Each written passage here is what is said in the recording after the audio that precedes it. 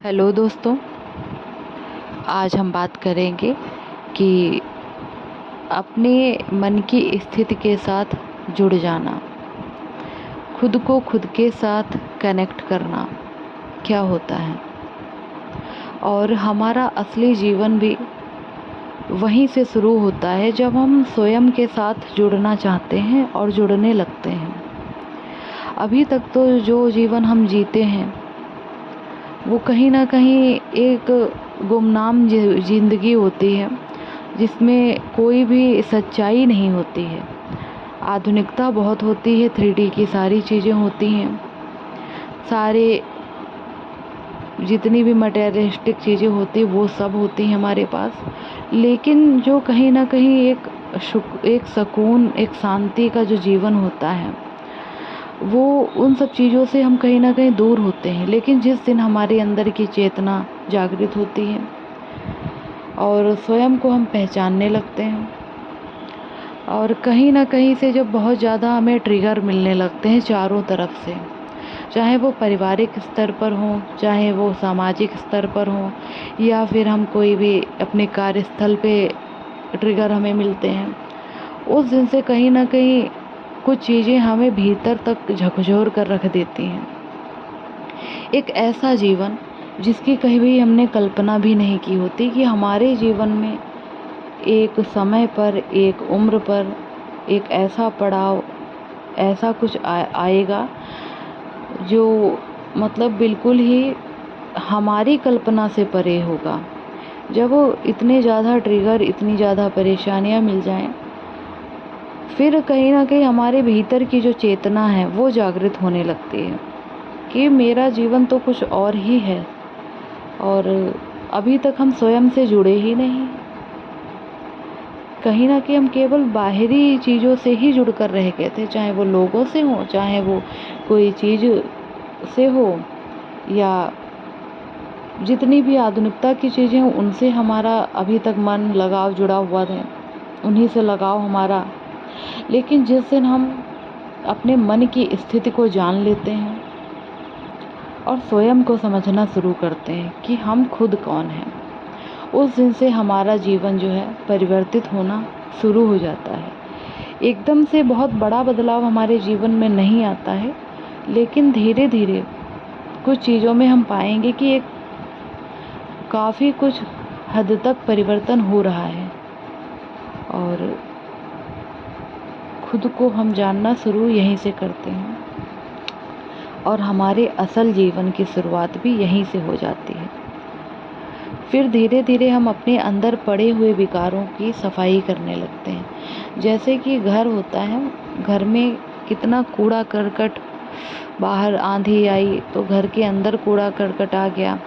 ऐसा ही है जैसे कि हम जिन जिन परिस्थितियों के बीच में हमने जीवन बिताया होता है तो कहीं ना कहीं वो चीज़ें हमें भी छू जाती हैं, चाहे वो ईर्ष्या हो, जलन हो, काम, क्रोध, लोभ हो, अहंकार हो या मोह हो।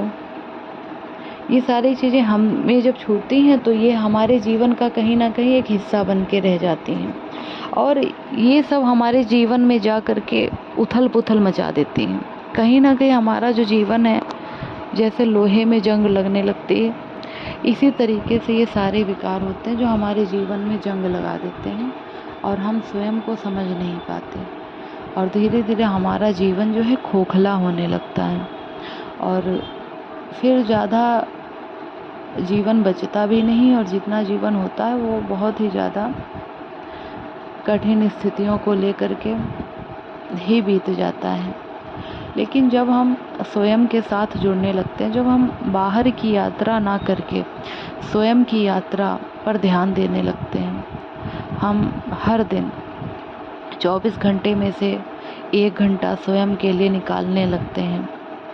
धीरे धीरे हमें लोगों से बातें ना करके दुनिया के जो परपंच हैं उनसे हम दूर हो करके स्वयं से जब बातें करने लगते हैं, खुद की आत्मा से बात करते हैं। हमारा मन खुद की ही आत्मा से जुड़ना चाहता, खुद कि हम क्या चाहते हैं, हम कौन हैं। एक अंदर की जो शांति है वो उभरने लगती है।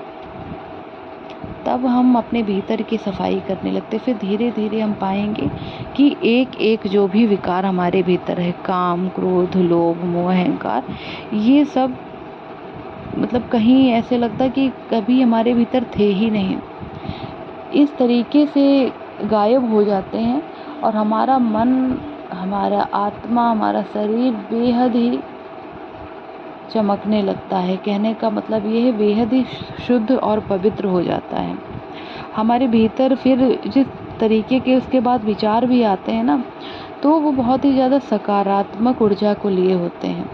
निगेटिविटी ऐसा नहीं हमें छूती नहीं, उसके बाद आती है निगेटिविटी, या फिर ऐसा नहीं है विकार एकदम से चले गए, ये फिर आएंगे हमारे पास, लेकिन कहीं ना कहीं फिर हमारी एक जो ग्रहण करने की क्षमता होती है चीज़ों को महसूस कर पाने की, तो हमारी आत्मा स्वयं बोलने लगती है कि बस दूर रहो, ये चीज़ें मेरे लिए नहीं हैं। तो कहीं ना कहीं हम उन गलत चीज़ों को फिर स्वीकार करते ही नहीं हैं, और हमारा जीवन फिर एक शुद्धता की तरफ बढ़ने लगता है, और सबसे ज़्यादा जुड़ाव हमारा परमात्मा से हो जाता है। और हमें ये बाहरी चमक दमक से फिर कोई लगाव रह ही नहीं जाता। जैसे कितने भी, कोई भी बाहर मेला हो, कितनी भी पार्टियां हो, कितने भी बड़े बड़े फंक्शन हो, उन सब चीज़ों में जा कर के भी हमें कोई रौनक नहीं लगती, क्योंकि हमने जो असली रौनक है, जो असली खुशी है, जो एक कहते हैं ना, जो बहुत अमृत जो है, वो हमने चख लिया होता है, क्योंकि वो हम अपने भीतर की यात्रा को शुरू कर देते हैं। इसलिए जो चीज़ हम फिर पा जाते हैं, फिर हमें वो दुनिया की किसी भी चीज़ में मिलता नहीं है।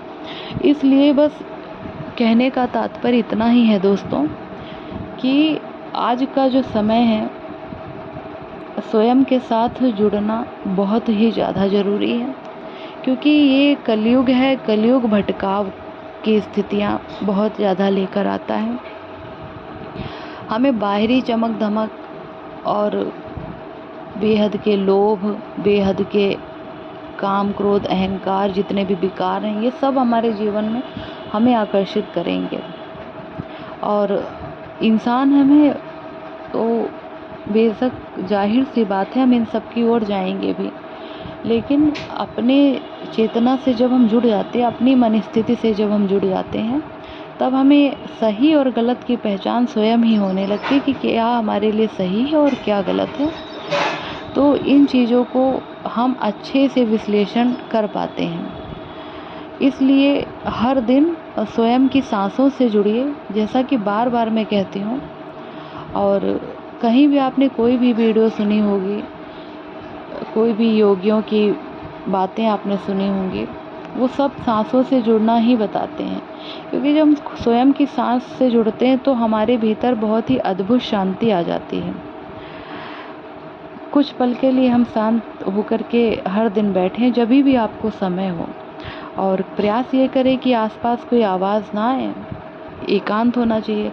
लेकिन ये भी आज के समय में संभव नहीं है, क्योंकि कोई व्यक्ति घर में है, कोई आसपास ये जो परिवेश है उसमें रह रहा है, तो ये शोर शराबा या फिर वाहनों की आवाज़ आना, तो ये सब भी एक हम चुनौती मान करके ही स्वीकार करें। और हमारा जो मेन मकसद है अपनी सांसों पर ध्यान केंद्रित करना, तो बिना अब समय गवाए चलिए थोड़ी देर के लिए हम अपनी सांसों पर ध्यान केंद्रित करें।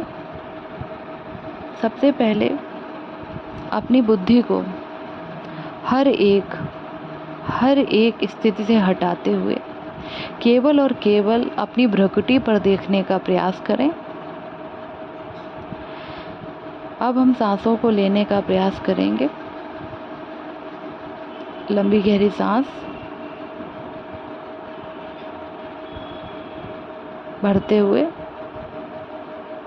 धीरे धीरे हम फिर सांस को बाहर की तरफ छोड़ेंगे।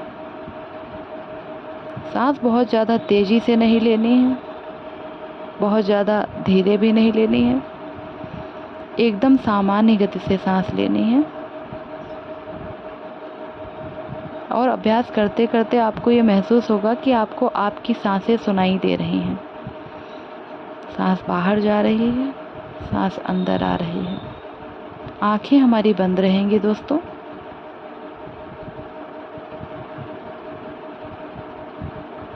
ये ध्यान दीजिएगा कि जितनी देर में हम सांस भरते हैं उतनी ही देर में हम सांस छोड़ें। इसके लिए चाहें तो हम गिनती भी कर सकते हैं, जैसे 1 2 3 4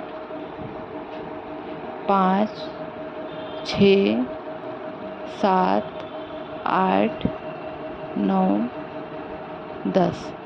और अगर हमने 1 से 5 तक गिनती की तो उसी गिनती से हम वापस आकर के अपनी सांसों को छोड़ेंगे, और जितनी देर में सांस भरेंगे उतनी ही देर में हम सांस को छोड़ेंगे। इतना ध्यान दीजिएगा। सांस लंबी और गहरी लेने का प्रयास धीरे धीरे हो जाएगा आपका। जब हम स्वयं की सांसों से जुड़ते हैं उसके बाद में हम धीरे धीरे आँख खोल लेंगे और अपने दोनों हाथों को आपस में रब करेंगे और अपनी हथेलियों को अपनी आँखों पर रखेंगे, गर्माहट देंगे। और ये भी साथ देखिएगा कि जो भी हमारे शरीर में जहाँ भी कोई भी दिक्कत है, चाहे वो सिर में हो, चाहे पेट पे हो, हाथ में है, घुटने पे, वहाँ पे हम अपना हाथ रखेंगे और महसूस करेंगे कि सारी परेशानी, सारी बीमारी दूर हो रही है। ऐसा हम महसूस करते रहेंगे। ऐसा हम डेली करेंगे कम से कम 10 मिनट तक, तो धीरे धीरे हम पाएंगे कि हम स्वयं से जुड़ जाते हैं और फिर हमारी चेतना इतनी जागृत हो जाती है कि भले कोई भी बात हो, किसी भी तरीके की हो, सामने वाला हमसे कहेगा भी तब भी हम उस चीज़ को भांप लेते हैं कि ये सही है या नहीं सही, या हमारे लिए उचित है या नहीं उचित है। या फिर ऐसे लोग जो हमसे चतुराई करते हैं या छल कपट करते हैं, तो वो भी चीज़ें हमें खुद ही समझ में आने लगती हैं और फिर हम सारी चीज़ों से कहीं ना कहीं इन हर एक विकारी दुनिया से क्या होता है, एक सुरक्षित हो जाते हैं। एक सुरक्षा कवच हमें मिल जाता है परमात्मा की तरफ से। लेकिन सबसे ज़रूरी है अपने अंदर की यात्रा। तो सरल भाषा में समझाने का प्रयास किया है दोस्तों।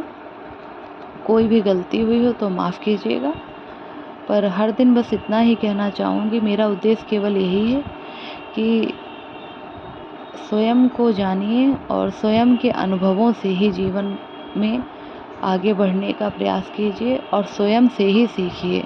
देखिए, हमें सब कोई सिखाता है, घर में भी हम सीखते हैं, बाहर सीखते हैं, गुरु भी सिखाता है, हर एक कार्यस्थल पर हम सीखते हैं। लेकिन सबसे बड़ी बात यह, हम चाहे किसी से कितना भी सीख लें, लेकिन जब तक हम स्वयं से नहीं सीखेंगे हम कुछ भी नहीं कर सकते, ना ही कुछ जान सकते हैं। क्योंकि जो हमारी अंतरात्मा होती वो हमसे कभी झूठ नहीं बोलती है, ना ही हमें कभी कुछ गलत सिखाती है। और सबसे बड़े अनुभव हमें हमारे ही भीतर से प्राप्त होते हैं। चाहे भले हमने गलतियां करी हैं, वो भी हमें, हमारी अंतरात्मा जानती है कि हमने ये गलतियां करी हैं, और हमने अच्छा किया वो भी हमारी अंतरात्मा जानती है। इसलिए हर दिन अपने आप को स्वयं से जोड़िए। जब हम ईश्वर की तरफ कदम बढ़ाते हैं तो परमात्मा भी हमारी तरफ कदम बढ़ाते हैं। अपने जीवन को शुद्ध और पवित्र कीजिए। हर दिन योग को समय दीजिए और राजयोग को समय दीजिए।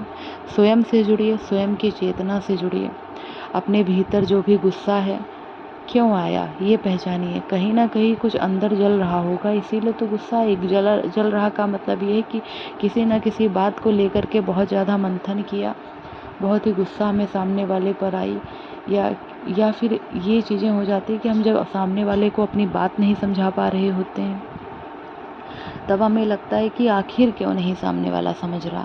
लेकिन जैसे जैसे हम स्वयं की यात्रा करते हैं, स्वयं को जानने लगते हैं, स्वयं की चेतना हमारी जागृत होती है, तब हमें ये पता चलता है कि सामने वाला तो गलत है ही नहीं। क्योंकि इस संसार में हर एक मनुष्य है, सबकी अपनी बुद्धि दी है परमात्मा ने, सबको सोचने समझने की शक्ति दी है, सबका निर्णय अलग है, सबकी सोच अलग है। जैसे ज़रूरी नहीं कि जो चीज़ें हमें पसंद हो सामने वाले को भी वो पसंद हो।